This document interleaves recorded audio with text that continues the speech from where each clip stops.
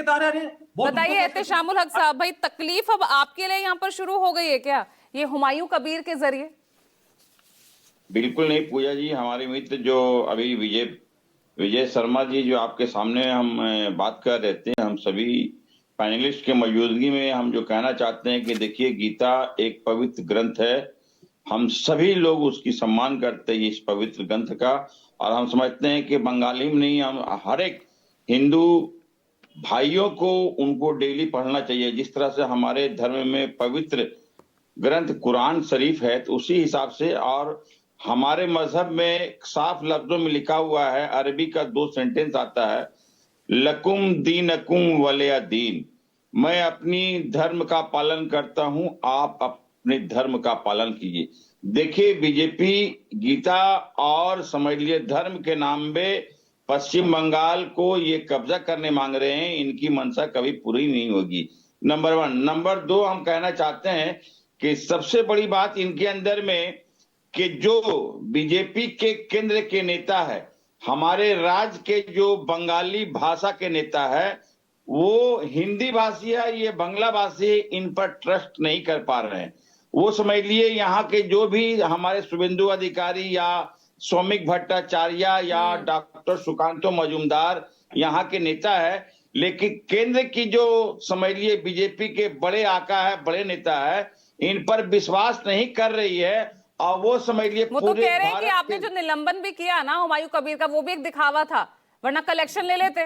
कल इतना सब कुछ हुआ आपके राज्य में। नहीं नहीं नहीं, इसका जीता जागता सबूत है। आपने देखा 2 दिन पहले सुबह के टाइम में उन्हीं के गढ़ में उनको समझ लिए निष्कासित किया गया। इससे बड़ा प्रमाण और कुछ नहीं हो सकता है। देखिए, बीजेपी पार्टी एक पैसी पार्टी है। हर पूजा जी देखिए, समझना होगा, भारत समझ लिए मुख्तलिफ भाषा, मुख्तलिफ समझ लिए के धर्म के लोग यहाँ रहते हैं। तो यहाँ देखिए, हर रीजनल लैंग्वेज भाषा है, रीजनल धर्म है। हमारे यहाँ सबसे बड़ा समझ लिए बंगाली स्मिता से जुड़ा हुआ माँ काली है, माँ दुर्गा है। हमारे राम जी को सभी प्यार करते हैं, लेकिन यहाँ सबसे बड़ा जो है दुर्गा पूजा, काली पूजा जबरदस्त तरीके से मनाया जाता है। जिस तरह से महाराष्ट्र में गणपति बप्पा मनाया जाता है, आपके देखेंगे उड़ीसा में जगन्नाथ पूजा का होती है।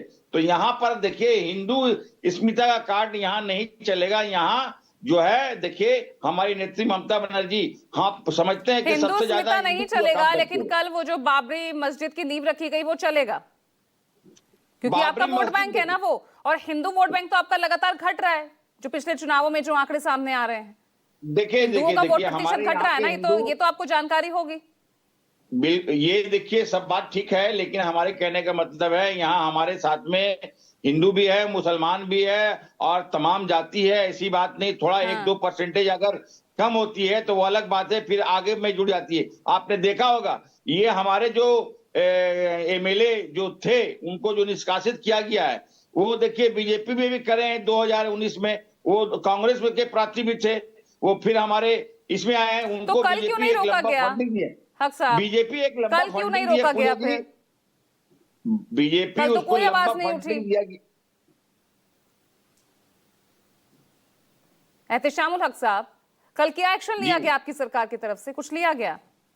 पूरा निलंबित कर दिया गया, पार्टी के तमाम पदों से उसको निष्कासित कर दिया। इससे बड़ा और जीता जाता क्या सबूत हो सकता है? इससे बड़ा प्रमाण क्या हो सकता है? अब राम मंदिर, मस्जिद और गिरजा गुरुद्वारा सभी बनना चाहिए, उसमें कोई ऐतराज नहीं है, हमें कोई आपत्ति नहीं है। मंदिर बने, मस्जिद बने, सैकड़ों की संख्या में बने, लाखों की संख्या में बने, बोलिए भाई। कोई आपत्ति नहीं है। सैयद जवाद साहब, आपको मैं आंसर करती हूँ भाई, क्या दिक्कत है भाई?